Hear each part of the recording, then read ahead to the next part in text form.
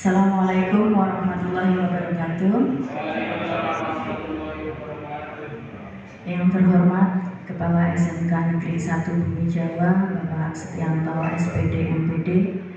Yang kami hormati Bapak Ibu Guru yang berkenan hadir pada hari ini yang berbahagia. Puji syukur marilah kita panjatkan kehadirat Tuhan Yang Maha Esa yang mana telah memberikan rahmat dan hidayahnya kepada kita semua, sehingga pada kesempatan kali ini kita dapat melaksanakan diseminasi budaya positif di SMK Negeri 1 Bumi Jawa dalam keadaan sehat walafiat. Tak lupa sholawat serta salam marilah kita panjatkan kepada Nabi kita Nabi Muhammad SAW yang kita nantikan syafaatnya kelak. Bapak Ibu Guru yang berbahagia, pada kesempatan kali ini kami dari peserta calon guru penggerak angkatan 9 yang sedang mengikuti pendidikan guru penggerak ini berencana untuk melakukan diseminasi atau menyebarluaskan terkait budaya positif yang mesti ditumbuhkan di sekolah. Nah, kesempatan kali ini perkenankan saya sebagai pembawa acara untuk membacakan susunan acaranya. Yang pertama adalah sambutan dari kepala sekolah, kemudian yang kedua dilanjutkan nanti pemaparan, kemudian nanti terakhir dilanjutkan dengan diskusi bersama. Sebelum itu, marilah acara pada kesempatan kali ini kita buka dengan bacaan basmalah bersama-sama. Terima kasih, semoga dengan bacaan nanti dapat memberikan kelancaran, memberikan hasil yang bermanfaat untuk kita semuanya dan untuk sekolah kita. Acara yang selanjutnya yaitu sambutan dari Kepala SMK Negeri 1 Bumi Jawa kepada beliau Bapak Setianto SPD MPD, dipersilakan.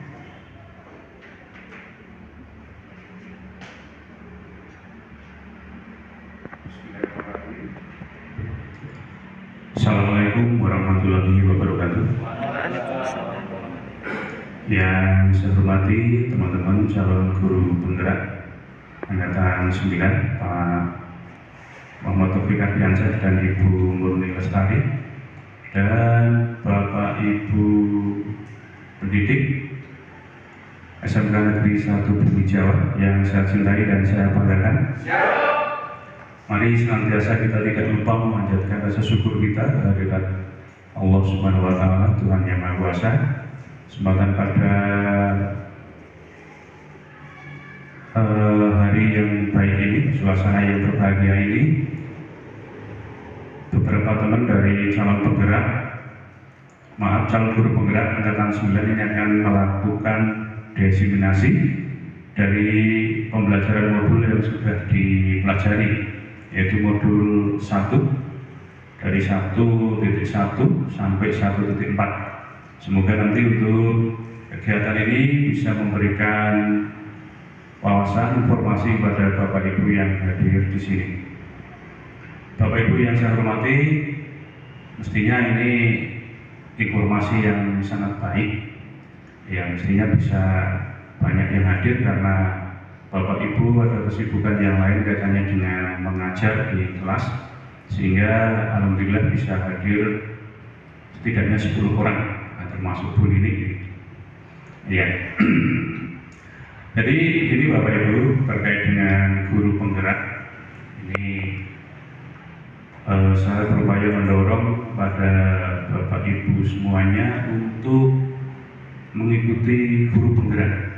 Saya percaya ketika nanti Bapak Ibu mengikuti guru penggerak ini akan banyak ilmu, akan banyak pengalaman, akan banyak teman baru yang akan menunjang tugas Bapak Ibu selaku pendidik atau pengajar.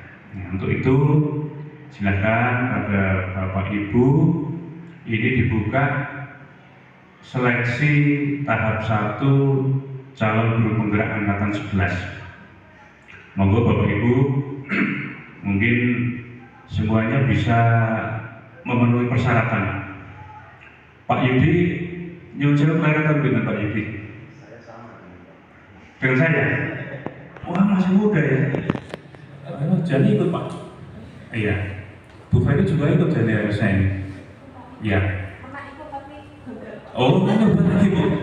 Nyoba lagi. Ini waktunya sampai tanggal 27. Masih ada 3 hari. Makanya tadi saya woro-woro di grup. Monggo kepada Bapak Ibu untuk bisa ikut. Atau setidaknya teman-teman CGB ini bisa memberikan coaching pada teman-teman bagaimana strategi mengisi ISE. Ya karena kalau tidak ada strateginya stres betul. Sudah digerti karakter yang diminta sampai minimal 1.000 sampai 5.000, begitu di set langsung hilang. Waduh, langsung ilfil. Saya sama seperti itu, nggak iya. sampai terkirim udah Terkirim lah. Makanya itu monggo teman-teman ini yang di depan ini, monggo teman-teman diberikan coaching. Silakan di ruang guru strategi-strategi ketika mengerjakan ISE ini biar tidak hilang. Kalau sudah hilang itu sudah apa ya, menuangkan ide, gagasan, pemikiran sampai 5.000 karakter, satu nomor ada 4 sub, hilang, stres Bapak Ibu. Iya betul ya itu ya. Itu jadi seperti itu, monggo. Dan termasuk monggo Bapak Ibu yang baru hadir, alhamdulillah beberapa bisa hadir lagi. Jadi pengalaman saya seperti ini Bu. Sepertinya memang awal-awal itu menjadi beban. Tapi kalau kita ingin maju, itu kita harus mencoba keluar dari zona nyaman. Harus gitu. Kita harus, istilahnya kita harus berubah atau kita punah. Nah itu. Kalau kita tidak mau berubah ya saatnya nanti kita akan punah, tergerus oleh perkembangan zaman. Pasti itu.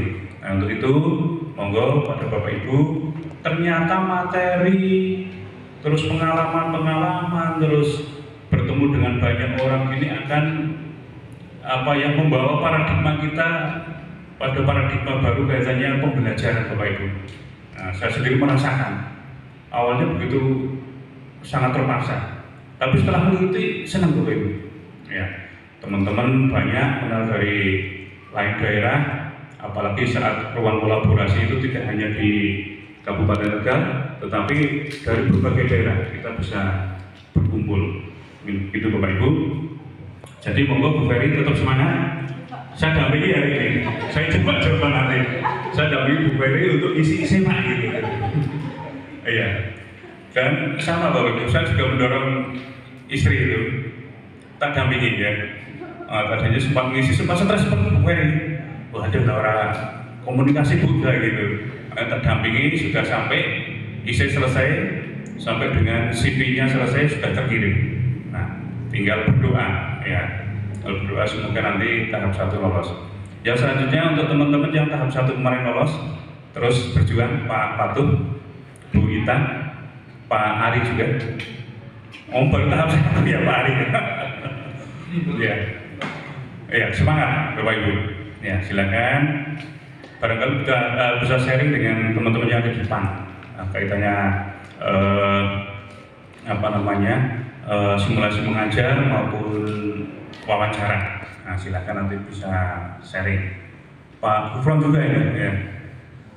Apa namanya, beliau ini di kesiswaan. Nah, kemarin saya sempat ini agak panjang nggak apa-apa ya. Sempat duduk bareng Pak Gufron itu giat di bawah gitu ya. Kalau zaman dulu itu menangani siswa itu ya harus pakai kepala gitu ya. Saya Pak Gufron itu kalau saya dulu muridnya jenengan itu saya sudah bapak belur Pak gitu. Ya, ternyata sekarang zaman sudah berubah, paradigma pembelajaran sudah berubah, sehingga ini pasti akan membawa wawasan, membawa pengetahuan, ilmu yang baru pada Bapak Ibu. Bagaimana kita memberikan pengajaran, memberikan ilmu, mengajar di kelas yang berpusat kepada murid. Nah, jadi seperti itu sekarang Bapak Ibu, berpusat kepada murid. Ya. Ada istilah pemikiran KHD itu yang menyampaikan bahwa guru itu harus menghamba pada murid. Tapi ya jangan vulgar disampaikan ke anak, nanti bocahnya malah itu menghamba di sini ya ada makna. Ya, bukan berarti menghamba itu terus bocah dibiarkan sekenanya ya, tidak. Jadi kiranya demikian. Wah, ini terlalu panjang nanti durasinya kalau saya panjang. Gitu Bapak Ibu, terima kasih kepada Bapak Ibu calon guru penggerak angkatan 9 yang sudah melaksanakan desiminasi untuk modul 1.4. Semoga kegiatan ini nanti bisa membawa manfaat kepada Bapak Ibu yang ada di sini. Demikian yang kami sampaikan. Saya akhiri. Wassalamualaikum warahmatullahi wabarakatuh.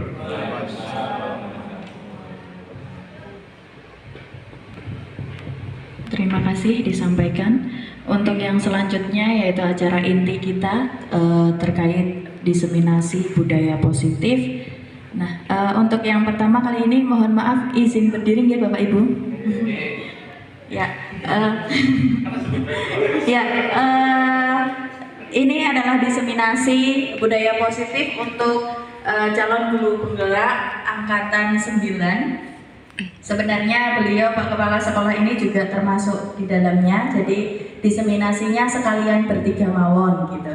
Yang pertama ada Pak Setianto, SPD MPD, kemudian ada saya Murni Lestari, dan yang terakhir ada Pak Muhammad Taufik Ardiansyah, SPD. Nah, di dalam diseminasi kali ini ada pendahuluannya terlebih dahulu Bapak Ibu. Jadi kita itu sebagai pendidik itu ada rujukannya. Nah, rujukannya yang sekarang sedang digaung-gaungkan, yang sedang menjadi landasan untuk pembelajaran kurikulum merdeka ini kan ada dari pendapatnya Ki Hajar Dewantoro.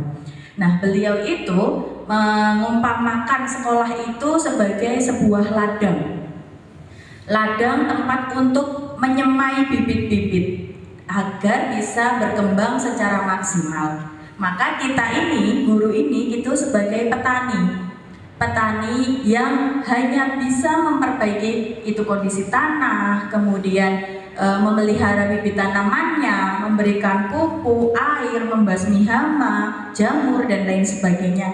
Untuk apa? Untuk bibit-bibit yang kita umpamakan ini adalah anak, agar bibit ini tumbuh menjadi tanaman yang baik yang membuahkan hasil.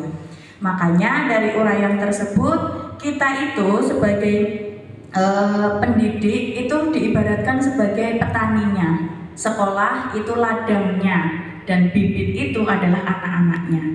Jadi kita tidak bisa memaksakan Bapak Ibu. Misalnya kita petani nanamnya jagung kok mintanya tumbuhnya padi, ya tidak bisa. Nah, makanya kita sebagai guru harusnya juga bisa memahami kebutuhan dari murid-murid kita gitu. Kemudian, kenapa sih kita perlu melakukan aksi nyata ini atau menyebarluaskan disiplin positif ini? Nah, tujuannya adalah untuk menumbuhkan budaya positif di sekolah. Karena Bapak Ibu, kalau di CGP itu ada kata-kata tergerak, bergerak, menggerakkan. Kita sudah mau mendaftar, itu sudah termasuk tergerak nih Bapak Ibu.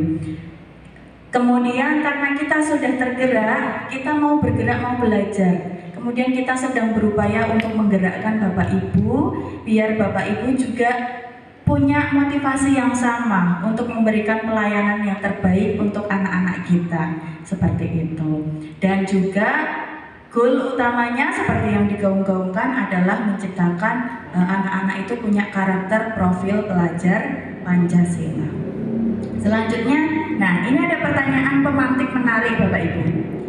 Yang pertama itu ada hukuman dapat mendisiplinkan anak. Kira-kira sepakat mboten Bapak Ibu? Tidak. Yang tertawa agak aneh itu sepertinya Pak Patun dan Pak Hufran. Kenapa Pak Patun dan Pak Hufran ini? Saya penasaran ini. Pak Hufran. Ya, karena kebetulan saya dan Pak Hufran yang bersinggungan langsung di lapangan terkait dengan hukuman atau bagaimana. Walaupun memang secara teoritis ya saya sendiri ngapunten tahu kalau memang hukuman itu tidak boleh, tapi nyatanya sesuatu yang instan itu enak ya Pak.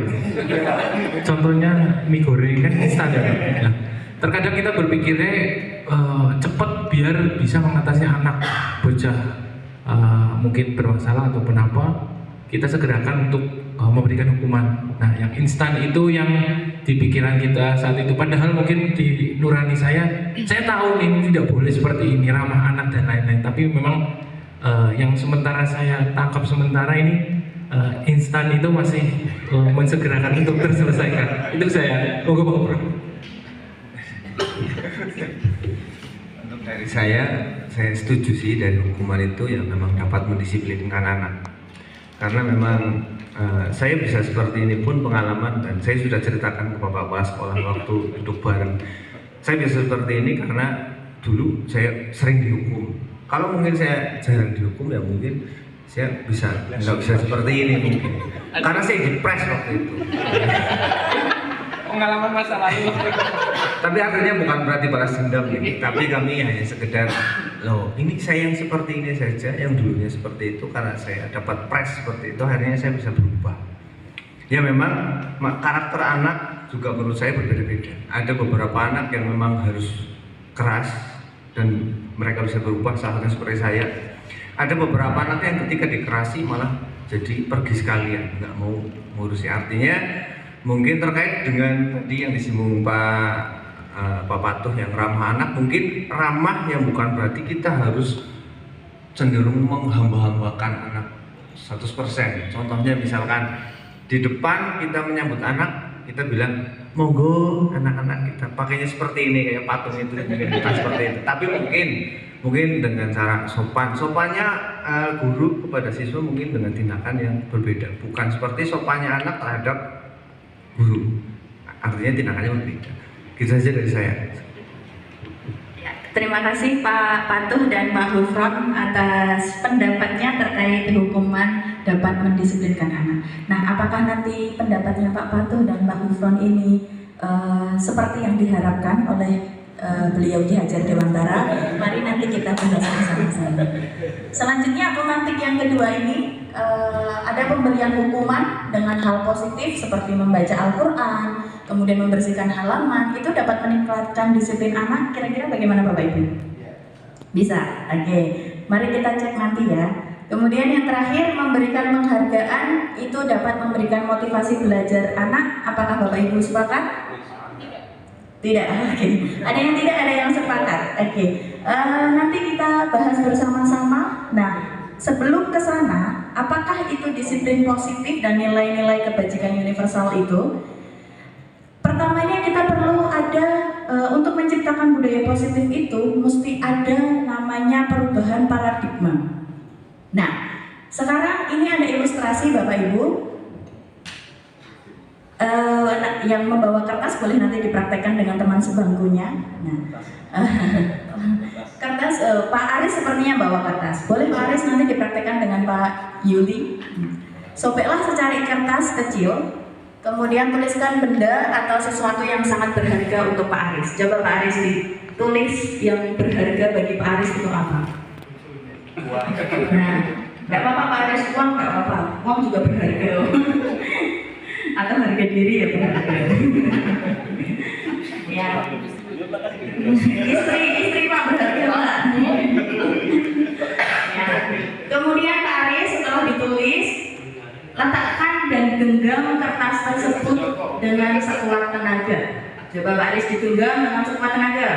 Nah. Kemudian Pak Yuli, teman B, itu mencoba sekuat tenaga dengan berbagai cara meminta benda tersebut. Nah, boleh Pak Yuli dengan cara merebut, boleh membujuk, boleh merayu.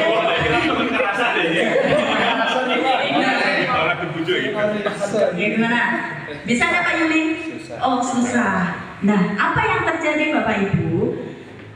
Nah, siapa sih sebenarnya yang memiliki kontrol itu? Kira-kira siapa tadi dari kejadian Pak Aris dan Pak Yuli tadi? Pak Aris, oke. Jadi gini, dulu paradigma dulu itu ada namanya stimulus respon. Kita itu pengen mencoba mengubah orang dengan pandangan sesuai yang kita miliki. Harusnya tuh gini. Seperti tadi dikatakan Bang Ron. Dulu saya diginiin bisa, kenapa nggak sekarang tidak? Nah, tetapi kenyataannya Bapak Ibu, teori kontrol itu kita berusaha memahami pandangan orang tentang dunia. Jadi tidak semua anak itu punya pandangan seperti kita. Makanya tadi sekuat tenaga Pak Yuli ngambil, ya kalau kontrolnya ada di Pak Aris, ya nggak bisa, susah seperti itu. Kemudian di stimulus respon, perilaku buruk itu dilihat sebagai sebuah kesalahan. Iya nggak Bapak Ibu selama ini? Sesuatu yang buruk itu adalah sebuah kesalahan. Padahal semua perilaku, baik itu perilaku baik maupun perilaku buruk, pasti ada tujuannya. Iya nggak? Nah, jangan-jangan nih anak-anak kita itu melakukan perilaku yang kita nilai buruk, itu untuk tujuannya pengen cari perhatiannya Pak Patuh misalnya, pengen perhatiannya Pak Gufron misalnya, seperti itu. Kemudian stimulus respon atau paradigma lama kita, orang lain bisa mengontrol saya, tapi di teori kontrol hanya saya yang bisa mengontrol diri Anda. Sama seperti tadi Pak Aris, berusaha ambil Pak Yuli, tapi yang punya kontrol Pak Aris tetap gitu. Kemudian pemaksaan ada pada saat bujukan gagal. Tadi seperti yang disampaikan Pak Gufron sudah disampaikan dengan baik-baik, sepertinya dengan hukuman lebih instan, lebih enak gitu ya Pak ya, karena merasa dengan baik-baik itu akan gagal gitu. Nah, makanya dengan teori kontrol itu ada perlu kolaborasi dan kesepakatan untuk menciptakan apa kebiasaan-kebiasaan baru. Kita mencoba kolaborasi dengan anak, kita mencoba ada kesepakatan-kesepakatan dengan anak. Makanya dalam membuat kebijakan idealnya kan harus melibatkan berbagai pihak. Kemudian stimulus yang terakhir yaitu model berpikir menang kalah. Padahal sebaiknya yang baik itu adalah model berpikir menang-menang. Artinya apa? Kami guru, misal ada kesalahan sama anak, ya jangan guru yang mau menang terus anaknya yang dikalahkan. Tetapi apa yang menang buat anak, jadi win-win solution gitu Bu kalau di hukum gitu. Oke, selanjutnya sebenarnya apa sih disiplin positif itu? Nah, disiplin itu berasal dari kata disiplina yang artinya belajar. Disiplin itu mengacu pada disiplin diri yang memiliki tanggung jawab terhadap apa yang dilakukan berdasarkan nilai-nilai yang diyakini. Nah, disiplin ini merupakan salah satu cara untuk menerapkan disiplin yang bertujuan untuk menumbuhkan kesadaran. Kesadaran ini itu adalah motivasi intrinsik. Kalau Bapak Ibu guru BK mungkin sudah sangat paham betul apa itu motivasi intrinsik. Bahwa anak melakukan sesuatu itu memang benar-benar dari diri anak, ya, dorongan dari dalam diri anak, bukan karena penghargaan, bukan karena ancaman, apalagi karena hukuman. Nah, makanya kita sebagai pendidik itu tujuannya apa sih? Kita ingin menciptakan peserta didik yang memiliki disiplin, di mana disiplin ini itu mengacu pada nilai-nilai kebajikan universal. Tidak ada kan Bapak Ibu yang menginginkan anak-anak kita punya perilaku yang tidak sesuai dengan nilai-nilai kebajikan? Pasti semuanya merasa ingin anak-anak itu punya nilai-nilai kebajikan dan memiliki motivasi intrinsik dalam perubahan perilakunya ke arah yang lebih baik. Gitu. Selanjutnya, nah apa sih itu nilai-nilai kebajikan universal itu? Nilai-nilai kebajikan universal itu adalah sifat-sifat positif manusia yang merupakan tujuan mulia yang ingin dicapai setiap individu. Nilai-nilai tersebut bersifat universal. Kemudian lintas bahasa, suku, bangsa, agama maupun latar belakang itu sama. Misalnya menghargai guru, mau di sini mau di sana sama kan? Sama-sama nilai kebajikan kan? Toleransi, mau agama apapun, toleransi sama-sama nilai kebajikan. Nah, itulah nilai kebajikan. Nah, setiap perilaku atau perbuatan itu pasti memiliki tujuan. Nah, ini juga disampaikan oleh ahli Dr. William Glasser pada teori kontrol. Kemudian, dengan mengaitkan nilai-nilai kebajikan yang diyakini, maka motivasi intrinsik itu akan terbangun. Sehingga menggerakkan motivasi dari dalam itu dapat mencapai tujuan mulia. Artinya kalau anak kita itu sudah sadar betul dari dalam dirinya sudah, oh iya saya berangkat tepat waktu itu karena memang saya butuh. Karena memang saya sebagai peserta didik, sebagai murid itu harusnya menaati peraturan. Kalau seperti itu, nanti akan mencapai tujuan di mana anak itu punya karakter yang mulia tadi. Gitu. Selanjutnya, nah untuk selanjutnya terkait teori motivasi dan juga teori motivasi, hukuman dan juga penghargaan serta restitusi akan disampaikan oleh Pak Muhammad Taufik Ardiansyah. Kepada beliau dipersilahkan.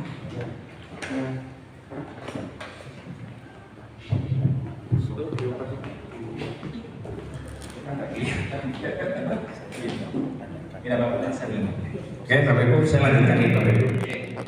Terima kasih sudah bergabung di ruangan ini. Yang pertama itu adalah berarti Bapak Ibu itu yang terpilih, maksudnya dipilih oleh tim sehingga bisa mendapatkan informasi hari ini, dan mungkin sudah itu jadi makan pokok sehari-hari dan lebih sifatnya ke sharing saja nih Bapak Ibu. Jadi bukan berarti menggurui, terutama yang dari tim guru BK ini, saya karena sadar sekali bahwa ini adalah mereka yang sudah belajar hal tersebut di PPG dan sebagainya, ini yang sudah diterapkan, dan moga-moga nanti dengan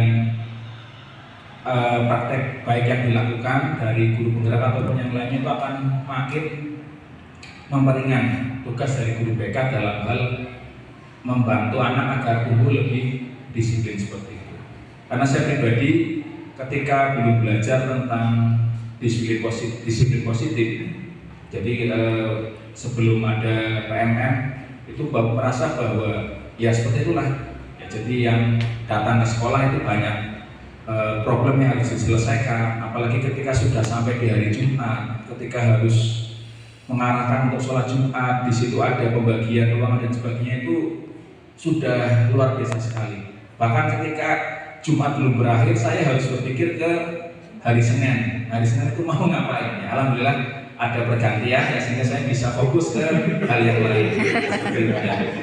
Nah, nanti mungkin Pak Ali nanti bisa bagaimana caranya biar tidak mengalami hal yang tadi. Jadi bagaimana kita bertugas dengan enjoy, dengan nyaman, sehingga tidak seperti tadi. Karena memang sebagai di kesiswaan, leader kesiswaan itu ya seperti tadi. Jumat siang itu belum belum bisa refresh, belum bisa istirahat. Kadang bahkan Jumat sore ada nota dinas itu seperti itu yang harus diselesaikan. Ya itulah itu namanya adalah sebuah tanggung jawab. Ya. Di teori motivasi Bapak Ibu, motivasi tadi hukuman, penghargaan dan ini. Motivasi kalau boleh kita sampaikan, motivasi itu ada dua jenis, yaitu motivasi internal dan motivasi eksternal, Bapak Ibu.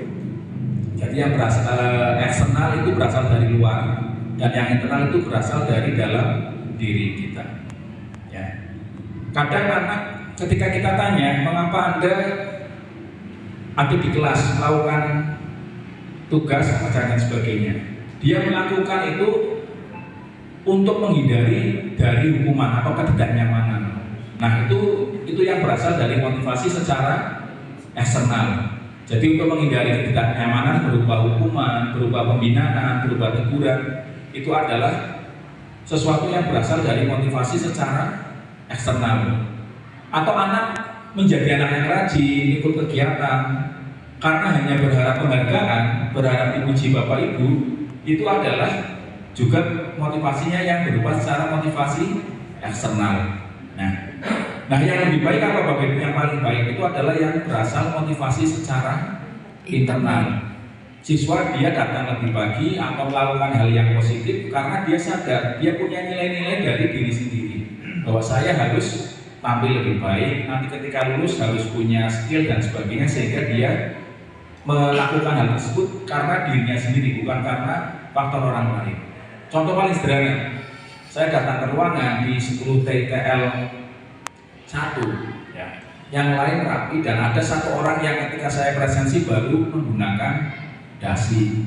Nah seperti itu saya sampaikan, Anda berarti motivasi menggunakan dasi itu berasal dari eksternal. Nah ada Pak MT baru pakai dasi, tidak ada, harus copot, apalagi hari Jumat dan sebagainya.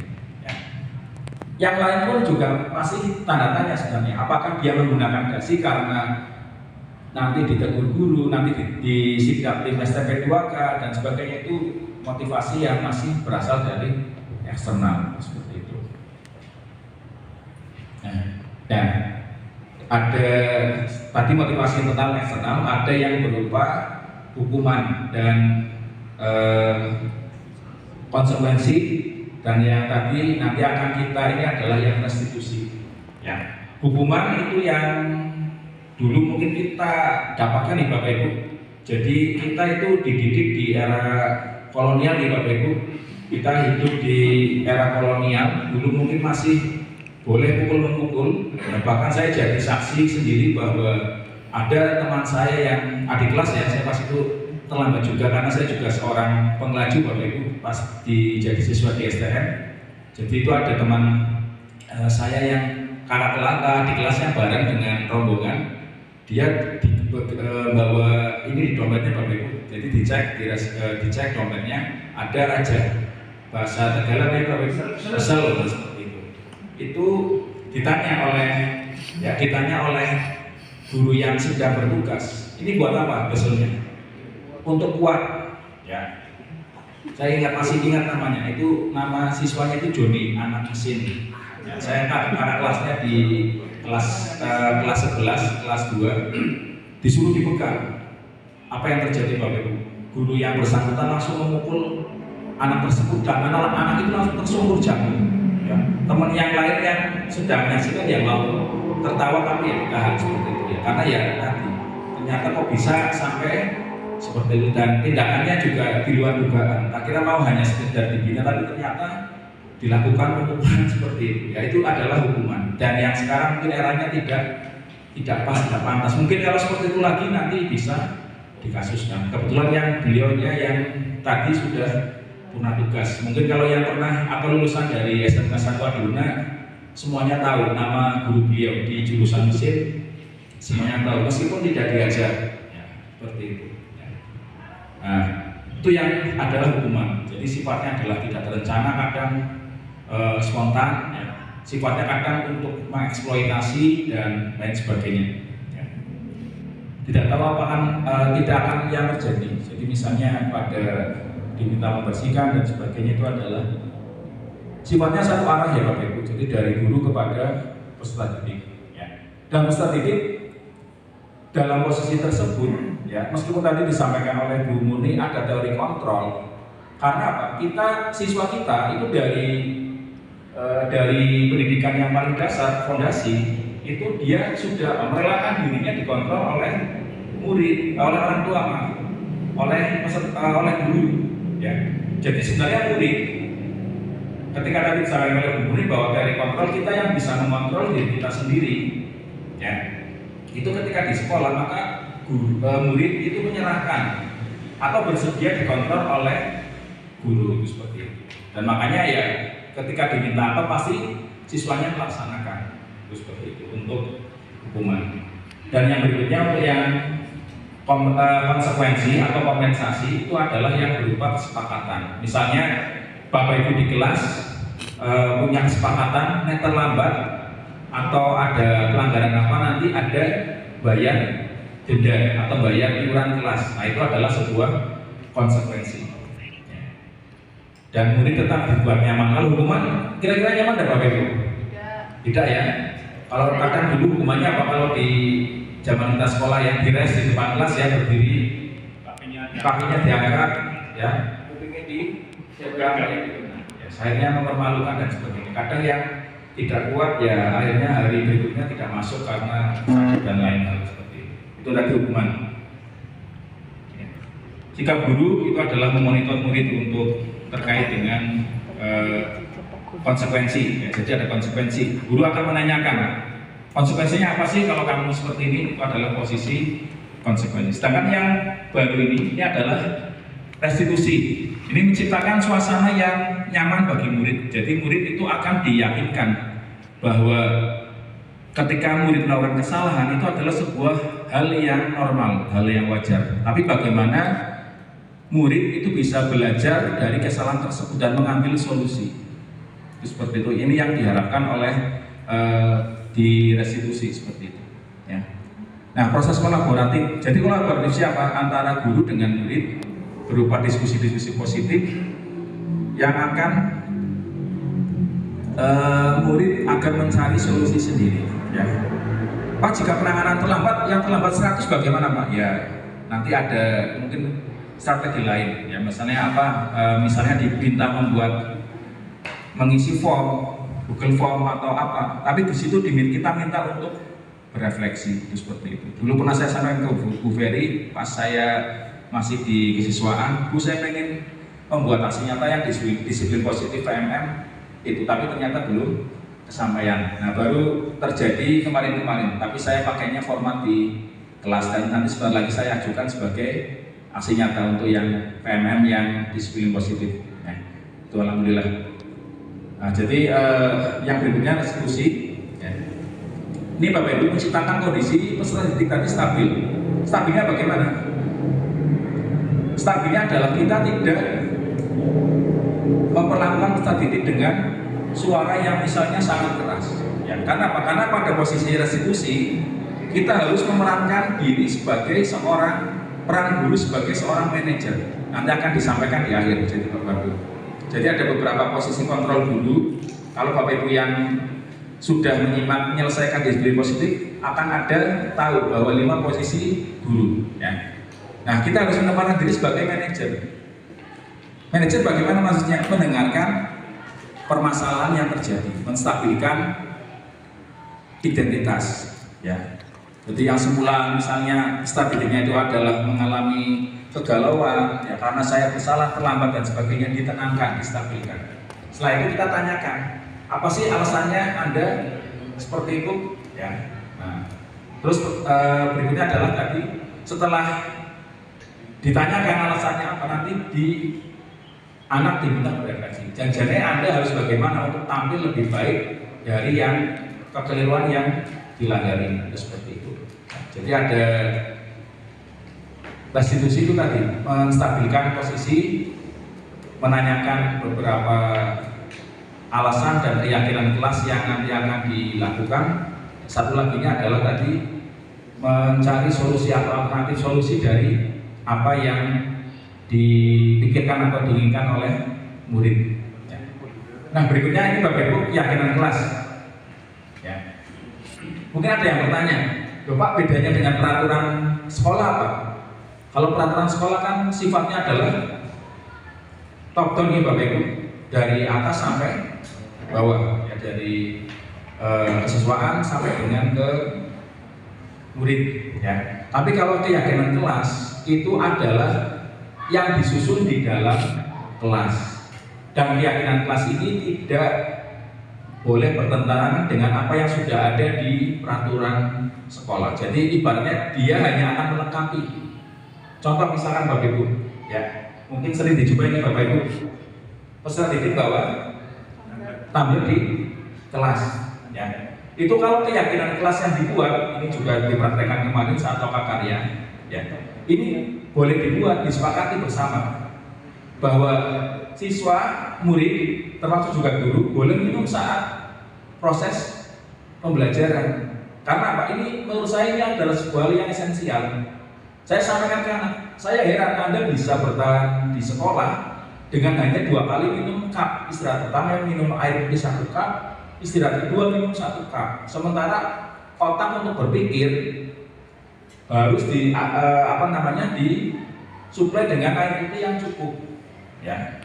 Yang meskipun saya sendiri saat siswa ya mungkin ya, yang sama tidak bawa tumbler dan sebagainya. Tapi ketika jadi guru merasakan bahwa asupan gizi dan sebagainya itu sangat penting sekali. Nah, tadi kembali ke keyakinan kelas, ini bisa disepakati. Silakan boleh minum di kelas saat pembelajaran. Jadi tanpa harus minta izin ke Bapak Ibu guru. Pas lagi mengiterangkan masih boleh. Yang tidak boleh adalah yang tidak disepakati adalah yang makan ya. Itu kan masih tidak pas ya, mungkin Bapak Ibu lagi terangkan kok malah cemal-cemil di belakang seperti itu ya. Yang masih bisa ditoleransi adalah yang minum di kelas. Misalnya saat Bapak Ibu lagi diskusi, lagi nerangkan, itu masih boleh minum. Itu adalah salah satu bentuk keyakinan kelas dan kesepakatan kelas. Ya. Ya. Nah, Membentuk keyakinan kelas bagaimana yang dilakukan itu adalah menampung beberapa pendapat-pendapat dari peserta didik, ya, diberikan aspirasi pendapatnya bagaimana, nanti kita kolaborasikan. Jadi terkait dengan poin-poin yang keyakinan tadi, kesepakatan tadi, kita akan kelompokkan menjadi nilai-nilai kebajikan. Misalnya saling menghargai. Nah, nanti kesepakatannya apa? Siswa harus saling menghargai. Siswa harus mengerjakan tugas-tugas yang diberikan. Jadi nanti ada nilai kebajikannya yang nanti akan dijadikan keyakinan. Jadi ada kesepakatan kelas dan keyakinan kelas. Dan keyakinan kelas tersebut itu hanya berlaku di kelas tersebut. Mungkin ketika wali kelas dengan guru mapel yang nanti mencoba membuat, dan nanti guru mapel yang lain datang, yaitu sudah tahu bahwa itu di kelas itu ada keyakinan kelas yang sudah diterapkan, dipasang biasanya, ditandatangani biar mempermudah untuk dilihat. Jadi dengan mendapatkan aspirasi lalu dikumpulkan, ya, jadi satu, diramu menjadi satu nilai-nilai keyakinan yang positif seperti itu. Ya. Tidak perlu banyak-banyak ya Bapak Ibu, sedikit. Jadi sehingga akan mudah diingat. Biasanya 5 sampai berapa untuk keyakinan kelas. Warga sekolah dilibatkan, kelas dilibatkan dalam membuat keyakinan kelas.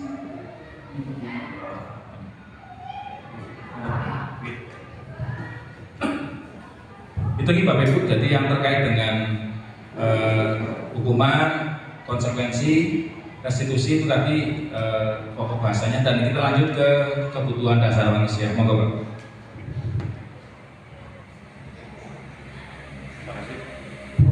Terima kasih Pak MT. Tepuk tangan untuk Pak MT. Coba biar tidak ngantuk, kalau saya tepuk 1, tepuk 1, tepuk 2, 2 kali, tepuk 3, 3 kali. Coba tepuk 1, tepuk 2, 3.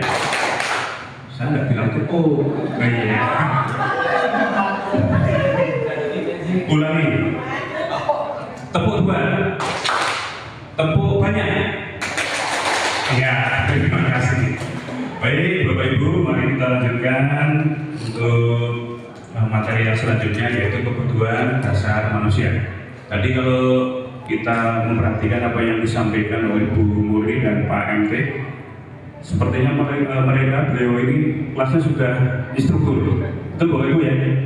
Ya, Bu Muri ini setelah ikut guru penggerak ternyata wah, bahasanya sangat luar biasa. Dengannya Bu Ita juga tertarik ini. Iya. Dan semoga ini menjadi inspirasi dari Bapak Ibu yang lain. Baik Bapak Ibu, untuk kebutuhan dasar manusia, jadi akan kita kaitkan dengan kita selaku seorang pendidik. Jadi sebagai seorang pendidik itu kita memiliki tugas untuk sesuai dengan kodrat alam dan kodrat zamannya Bapak Ibu, di dalam rangka mencapai keselamatan dan kebahagiaan yang setinggi-tingginya. Jadi seperti itu Bapak Ibu, tugas kita itu mendidik sesuai dengan kodrat alam dan kodrat zaman. Sehingga kalau tadi disampaikan bahwa zaman dulu untuk mendisiplinkan itu harus pakai pukulan, itu karena zaman dulu seperti itu, zaman feodal mungkin ya. Sehingga kalau sekarang itu sudah tidak seperti itu. Nah, karena memang zamannya sudah berbeda. Baik Bapak Ibu, kebutuhan dasar manusia yaitu segala sesuatu yang kita lakukan untuk mendapatkan apa yang kita inginkan. Seluruh tindakan yang kita lakukan memiliki tujuan tertentu, dan semua usaha terbaik yang kita lakukan adalah dalam rangka agar kebutuhan dasar kita terpenuhi dengan baik. Jadi kalau kita kaitkan dengan pembelajaran yang kita sampaikan kepada anak-anak, pada murid, maka kebutuhan dasar itu meliputi yang pertama yaitu bertahan hidup Bapak Ibu. Kebutuhan prinsip seorang manusia atau individu yang hidup yaitu bertahan hidup. Untuk bertahan hidup itu paling tidak ada 3 hal. Ya. Kalau dulu kita mengenal istilah sandang, pangan, papan, atau pangan, sandang, dan papan, atau makanan, pakaian, dan tempat tinggal, rumah. Jadi seperti itu Bapak Ibu. Ini menyangkut kepada kebutuhan fisik seorang individu atau anak manusia ataupun yang makhluk hidup ya. Nah, kecuali kalau makhluk hidup ini mungkin tidak perlu pakaian dan tempat tinggal, karena Tuhan sudah mengaruniakan kepada makhluk hidup ini mungkin pakaiannya itu ya bulu. Nah, di dalam rangka supaya di dalam alam liar, maka hewan ini diberikan bulu. Nah, itu. Kalau tempat tinggal ya ini mungkin hanya untuk manusia gitu. Yang selanjutnya Bapak Ibu, kebutuhan dasar manusia yaitu kasih sayang dan rasa diterima. Jadi bahwa anak-anak kita ini juga sebagai bagian dari individu yang memerlukan kasih sayang dan rasa diterima. Ya, rasa diterima, rasa dipedulikan, berbagi, bekerja sama, menjadi bagian dalam sebuah kelompok. Nah, meskipun kita mencermati bahwa anak-anak kita itu ada yang kecerdasan emosional atau bagaimana dia berinteraksi di dalam kelompok itu agak susah, sehingga hal yang seperti ini itu kita selaku pendidik itu memerlukan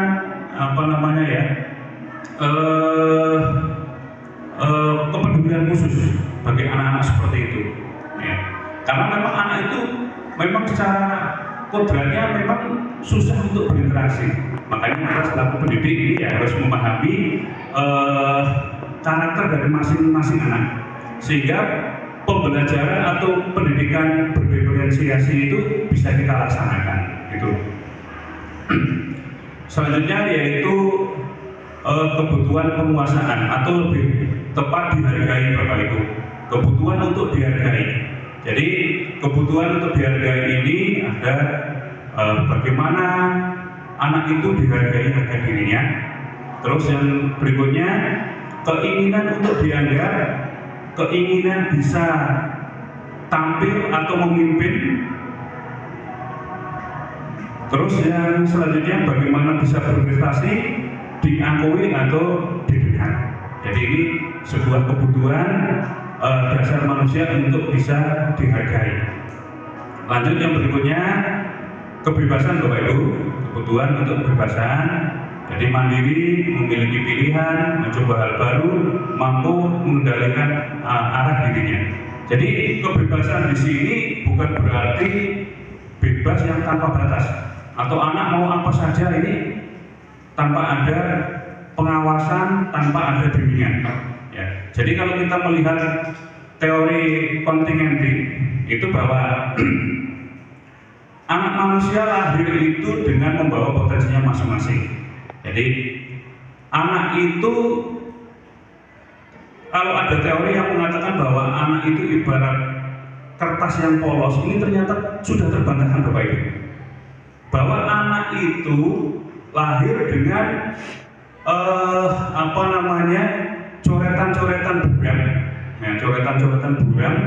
Nah, tugas kita di situ Bapak Ibu untuk menebalkan hal-hal buram yang baik menjadi jelas, ya, menjadi dominan dalam kehidupan anak-anak. Ya, kita bisa melihat anak-anak kita yang kadang mengalami permasalahan atau butuh pendampingan, itu mereka itu berangkat dari lingkungan keluarga yang mungkin sebenarnya kurang baik. Contoh lingkungan keluarga yang broken atau lingkungan keluarga, lingkungan masyarakatnya yang tidak baik, itu nanti akan berpengaruh terhadap perkembangan anak. Nah, sehingga tugas kita selaku pendidik itu menebalkan coretan-coretan garisan yang baik itu, sehingga hal itu mendominasi di dalam kehidupan anak. Nah, jadi seperti itu teori anak yang mengatakan bahwa anak itu seperti kertas buram, kita bebas menuliskan apa, itu ternyata sekarang sudah tidak relevan lagi. selanjutnya masih yang yang terakhir, kesenangan Bapak Ibu. Jadi kesenangan ini ada bermain, ada humor, ada antusiasme dan tertawa. Jadi bermain ini adalah hal dasar anak untuk bisa yang pertama belajar, yang kedua bereksplorasi, dan yang ketiga itu belajar bermain, belajar bereksplorasi dan bersosialisasi Bapak Ibu. Jadi ternyata betul Bapak Ibu, waktu kita kecil itu kadang kita tidak pernah diajari naik sepeda ya, karena kita bermain dengan teman di lapangan, ada satu yang punya sepeda maka yang lain bisa, karena mencoba, karena bersosialisasi. Jadi seperti itu Bapak Ibu, ini kesenangan. Yang selanjutnya humor Bapak Ibu. Jadi humor ini juga penting di dalam rangka bahwa sekarang kecenderungan itu anak ini banyak tekanan, bullying kalau sekarang itu, sehingga mungkin ketika sense of humornya itu tidak ada, anak itu akan sangat tertekan terus. Nah, anak sangat tertekan terus sehingga akan berpengaruh terhadap perilaku anak.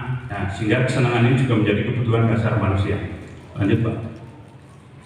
Yang selanjutnya 5 posisi kontrol sebagai seorang pendidik. Ini mungkin nanti akan memberikan pencerahan, tapi yang awal Pak Patuh dan Pak Gufron mungkin nanti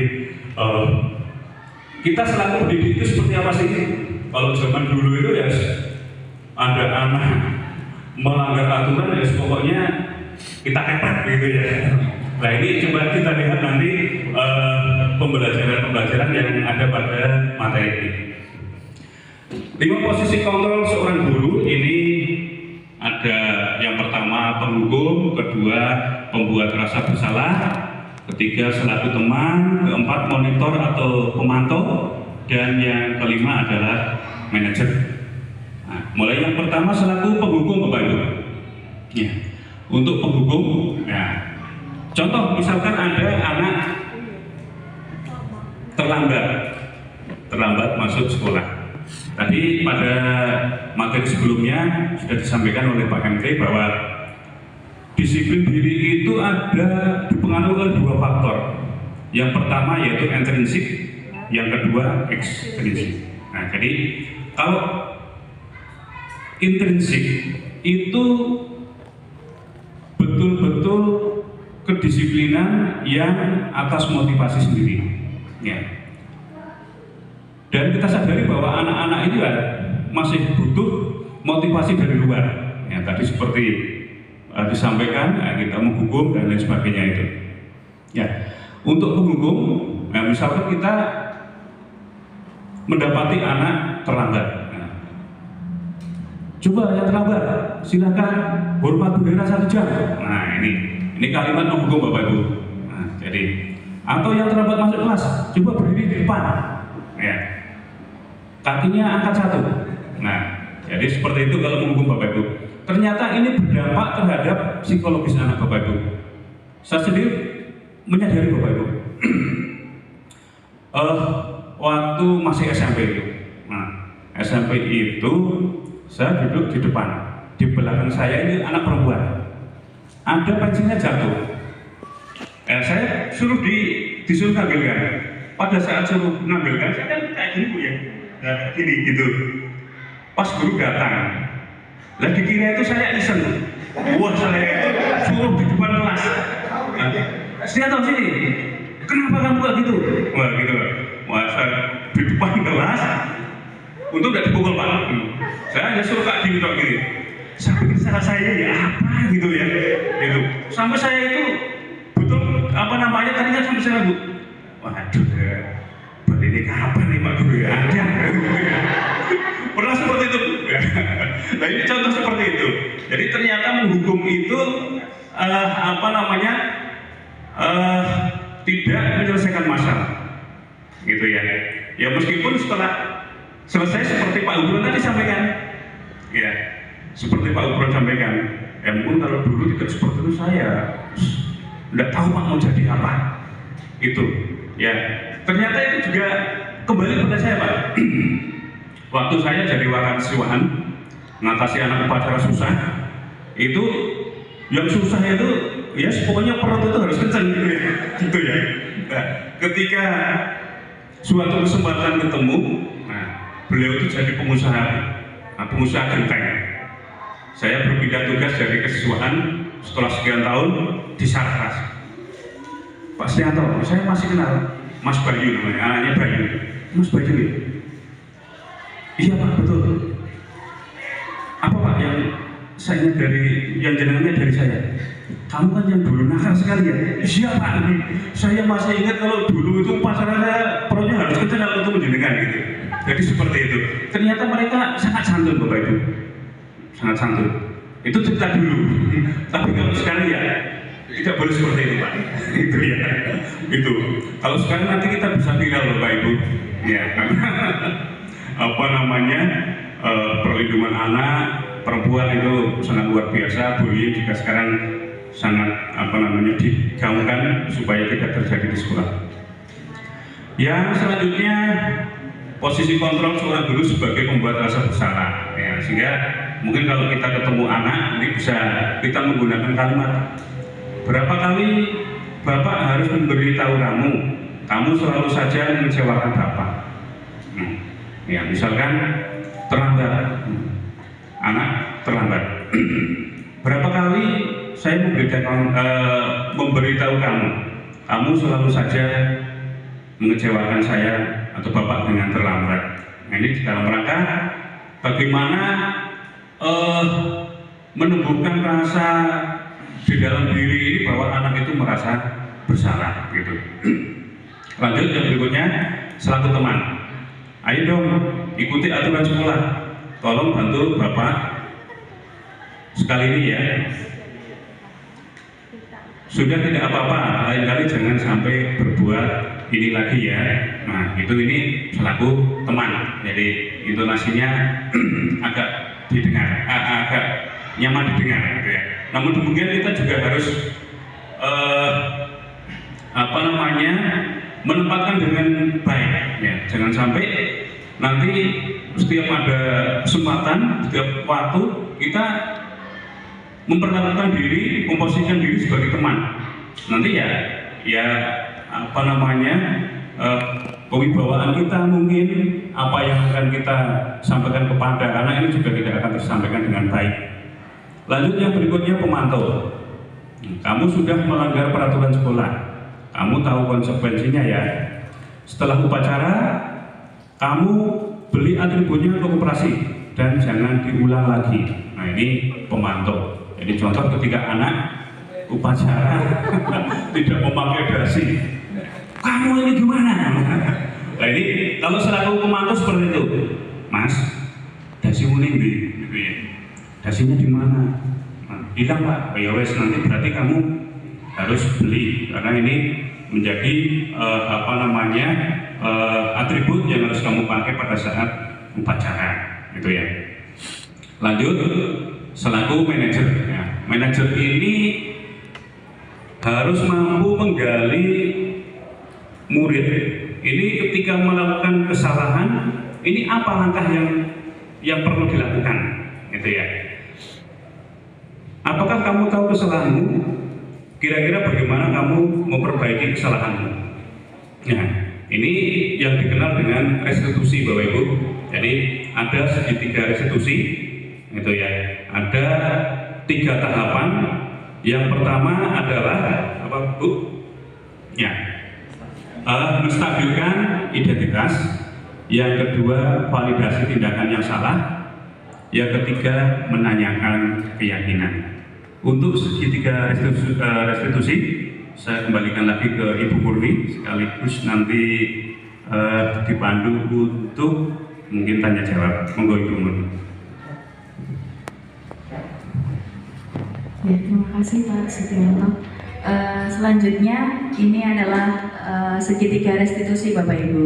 Jadi dari apa yang disampaikan Pak Setianto tadi terkait 5 posisi kontrol, yang mulai dari penghukum, kemudian pembuat rasa bersalah, teman, kemudian pemonitor atau pemantau, dan juga yang terakhir adalah manajer.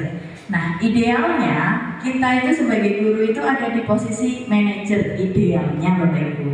Tapi melihat kondisi yang sekarang ini kadang menjadi posisi manajer juga tidak mudah.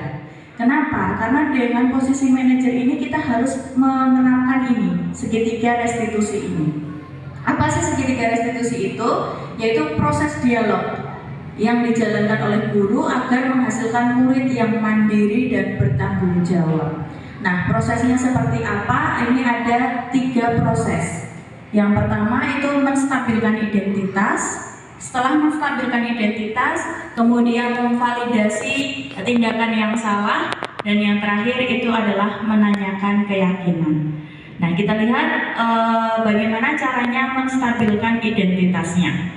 Yang pertama itu berdasarkan prinsip membuat kesalahan dan bagian dari proses pembelajaran. Jadi kalau ada anak yang salah, kita memberikan menstabilkan identitasnya dulu, bahwa setiap orang memang pernah melakukan kesalahan. Kesalahan adalah sesuatu yang wajar. Itu kita stabilkan dulu identitas anak, sehingga anak-anak menyadari bahwa oh iya, ternyata setiap orang juga punya rasa salah, kayak gitu. Setelah nanti dia menyadari dia punya rasa salah, kemudian kita memberikan feedback bahwa kita tidak sedang mencari siapa yang salah, kita tidak mau menyalahkan siapa, tetapi bagaimana solusinya untuk memperbaiki kesalahan itu.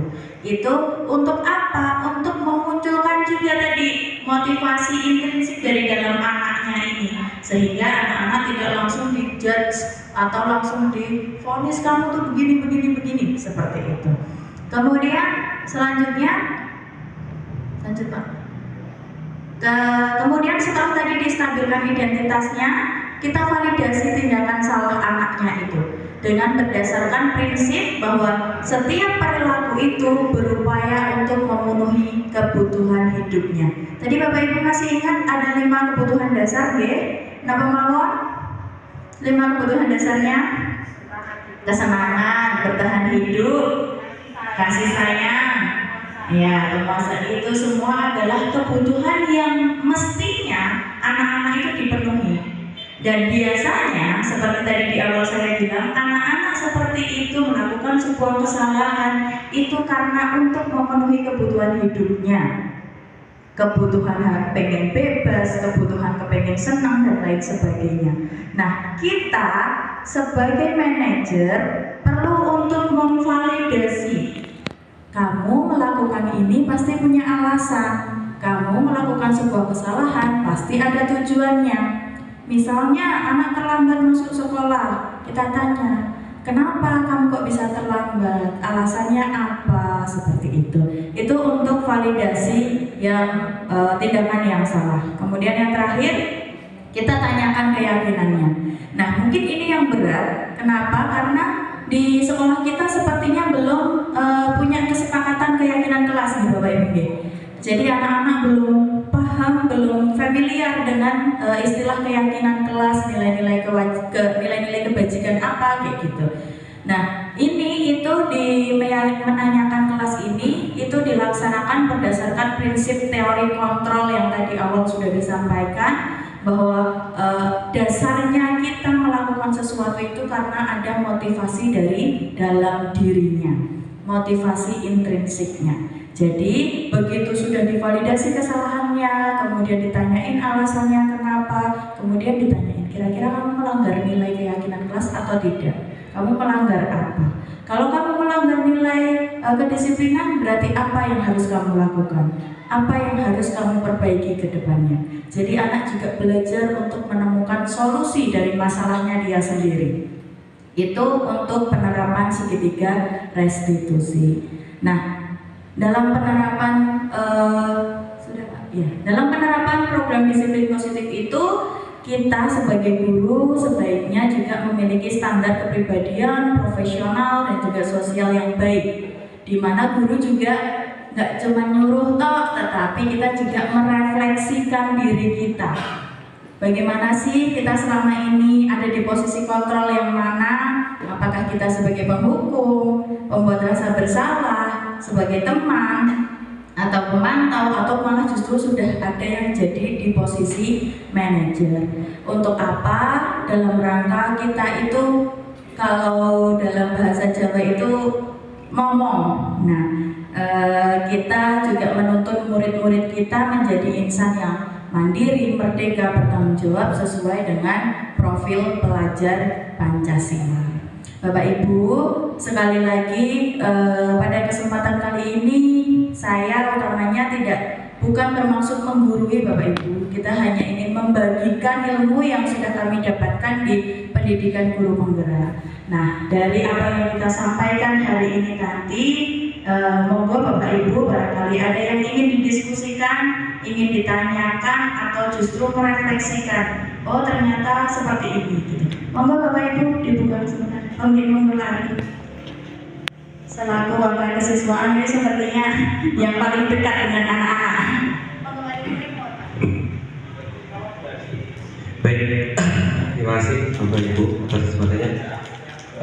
Yang ingin memang yang di sekolah ini yang untuk penghargaan anak mungkin masih sebatas yang juara terus. Nah, bagaimana dengan anak yang lain agar motivasinya terangkat? Itu satu. Yang kedua adalah mengenai restitusi.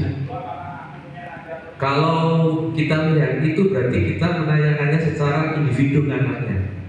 Sedangkan anak yang punya permasalahan di sini itu masif, tidak 1, 2 sampai 10 orang. Contohnya pakai dasi banyak, yang pakai dasi banyak, bojonya dikeluarkan, jaket juga masih, dan yang terlambat juga masih banyak. Itu kalau kita tanya satu-satu ya lama sekali gitu. Mungkin ada solusinya dari guru penggerak ini untuk kita semuanya ini, di kesiswaan semuanya ini, agar nantinya tidak kerepotan seperti itu. Baik, terima kasih Pak Ari yang sudah memberikan pertanyaannya. Mungkin dari Pak Setianto dulu boleh menanggapi. Terima kasih pertanyaan dari Pak Ari selaku Wakil Kepala Sekolah Bidang Kesiswaan. Akan saya tanggapi pertanyaan yang pertama kaitannya dengan penghargaan. Jadi gimana Pak penghargaan? Selama ini hanya yang juara saja ya. Iya. Jadi seperti ini Bapak Ibu, terkait dengan penghargaan ini secara keilmuan atau teori, ini tidak selamanya penghargaan itu bisa menumbuhkan sikap disiplin positif Bapak Ibu. Jadi justru penghargaan ini akan menumbuhkan antipati terhadap siswa yang lain, merasa minder, merasa saya tidak berprestasi. Nah, sehingga pada penghargaan anak ini mestinya dilakukan secara berdiferensiasi. Ya, jadi pada saat melakukan pembelajaran pun sebenarnya anak bisa kita berikan penghargaan, hebat, kamu sudah sampai pada topik ini. Gitu. Jadi jangan terkungkung pada penghargaan yang hanya berupa hadiah pada sebuah kejuaraan. Itu secara keilmuan seperti itu Pak. Meskipun di dalam lapangan itu ya kita masih seperti itu. Sebenarnya secara keilmuan ini hal yang tidak baik. Ya. Mestinya memberikan penghargaan itu ya pada setiap individu. Ketika mereka selesai melakukan tahapan pembelajaran dan bisa mengikuti pembelajaran sesuai dengan tujuan yang diharapkan, itu mestinya anak itu diberikan penghargaan. Meskipun dengan ucapan luar biasa, terima kasih, kamu sudah hebat, itu bentuk penghargaan. Jadi seperti itu Bapak Ibu, bisa kita coba pada anak-anak kita di kelas kita, ketika kita memberikan pendampingan individu dengan basic tadi pembelajaran yang berdiferensiasi, itu coba seperti itu. Mungkin seperti itu Pak Ari. Mungkin nanti bisa, kalau yang masih ada yang belum puas nanti bisa dilanjutkan. Selanjutnya Bu Murni, Bu Murni. Baik, terima kasih Pak Setianto. Tadi yang disampaikan Pak Ari, pertanyaan yang belum terjawab yang restitusi ya Pak Ari ya. Bagaimana penerapan restitusi ini kepada anak didik kita, karena pelanggaran di sini itu masif gitu ya Pak. Kalau ditanyai satu-satu dari mulai menstabilkan identitas, validasi, menaikkan keyakinan, lama banget gitu ya Pak penanganannya. Oke, kalau menurut saya nih Pak, restitusi itu sebaiknya bukan dilakukan oleh 1-2 orang guru saja, melainkan kita kan ada wali kelas, ada guru BK kelas gitu. Jadi guru BK kelas kan pasti memiliki data permintaan anak-anak yang melakukan kesalahan atau melakukan pelanggaran peraturan. Nah, nanti bisa melakukan kerjasama, baik itu dari BK dan wali kelas. Tapi dengan catatan Pak, wali kelas juga harus proaktif. Artinya wali kelas juga membantu memantau anak-anaknya, mendampingi anak-anaknya seperti apa, seperti itu. Nah, makanya pelaksanaan restitusi itu menurut saya itu tidak bisa dilakukan oleh segelintir orang, tetapi harus berkolaborasi semuanya. Semua pihak mestinya dilibatkan. Begitu, mungkin Pak Ustadz atau Pak MT bisa menambahi.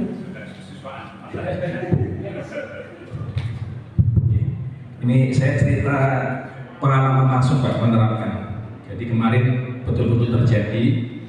Jadi informasinya kan kemarin saya rencana mau praktek Bapak Ibu. Jadi mapel IPL itu ada sekitar 6 jam kan cukup panjang Bapak Ibu. 6 jam sudah persiapan, tiba-tiba dapat telepon dari teman yang di tim PPKKS, Pemilihan Kerja Kepala Sekolah, Pak diminta ikut rapat. Ya oke lah, karena ibaratnya itu adalah ibaratnya sebuah tugas juga, maka saya hadir dan sebagai bentuk keberpihakan kepada murid, tetap memperhatikan murid. Siswa sudah saya tugasin juga, jadi sambil mengikuti rapat, saya tugaskan anak untuk melaksanakan praktek, ya, jadi bernalar dan sebagainya. Oke lah, sudah saya sampaikan. Saya cek di lewat chat juga, lewat Gmail, tanyakan ke salah satu anak, dijawab sudah praktek. Oke lah, karena masih rapatnya sudah selesai dan saya sudah istirahat dan sebagainya, saya ke atas ke ruang G41, G42. Ternyata apa yang terjadi di sana, prakteknya tidak dilaksanakan, anak tidur-tiduran di kursi, di meja, ruang sebelah digunakan. Ya. Oke lah, karena saya wajar ya sebagai seorang manusia ya, sebagai seorang guru biasa juga, bukan malaikat, ya emosi jelas. Ya. Tensi awal meninggi memang, tapi saya ingat, oh ya saya harus tidak seperti itu. Saya lagi mencoba menerapkan pembelajaran disiplin positif. Ya. Jadi kuncinya itu Bapak Ibu pada pengendalian, terutama cara merespon sesuatu. Ketika kita langsung emosi pasti jelas nanti akan larinya ke menghukum. Ya. Tapi ketika kita cooling down, rada mencoba agak tenang, maka kita bisa berposisi pemantau dan manajer. Mungkin yang akan sering kita lakukan adalah pada posisi pemantau dan manajer. Itu yang idealnya dua itu tadi. Yang paling bagus manajer, pemantau itu masih mending dibandingkan dua yang tadi, sebagai menghukum, sebagai pembuat rasa bersalah, atau sebagai teman. Sebagai teman kita dalam konteks di luar pembelajaran, kita dengan siswa akrab dan sebagainya. Tapi ketika kita sebagai posisi guru ya bukan yang tepat sebagai teman. Nah, apa yang terjadi Bapak Ibu setelah saya tadi mungkin awal agak emosi ya sudah. Saya tenang sejenak, siswa biar kembali ke posisi masing-masing. Ya. Setelah itu saya lakukan, ya karena tidak kebetulan juga tidak jadi prakteknya. Target saya kan berarti kan mungkin hari itu meleset, harus saya datang, ya dia saya kan saya datang tinggal biji, ya kan gitu ya. Kayak kalau saya dulu zaman jadi STR gitu. Diberi job praktek, gurunya ke ruang instruktur, medan, duduk, datang ke situ, nilai sudah selesai. Kan harapannya seperti itu. Ternyata kan tidak bisa seperti itu. Tidak, saya ideal yang di dibayangkan. Ternyata siswanya pada seperti itu, ya termasuk anak putih dan sebagainya. Ya sudah, yang terjadi seperti itu. Nah, karena itu adalah klasikal dan massal, maka saya buat di sebuah Google Doc. Ya, saya panggil anak beberapa datang dulu, karena juga sambil menunggu waktu selesai. Jadi awalnya niatnya mau tak bikin ulangan, cuma saya soalnya belum ready. Ya sudah, tak buat ini aja untuk menanyakan pendapatnya apa sih, pendapatnya mereka terhadap kejadian tadi. Ternyata juga mereka menjawab tidak pas, gitu loh.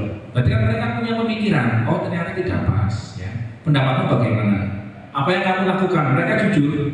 Ada yang buka scroll IG, scroll TikTok, scroll main game, tiduran karena lagi datang bulan sehingga rebahan karena tidak nyaman posisinya. Oke lah, kita hargai kejujuran anak dengan mengisi wawancara tadi. Saya tanya beberapa anak, yang sisanya yang belum saya tanya ini mereka mengisi Google dokumen tersebut. Ini masih saya belum tahu.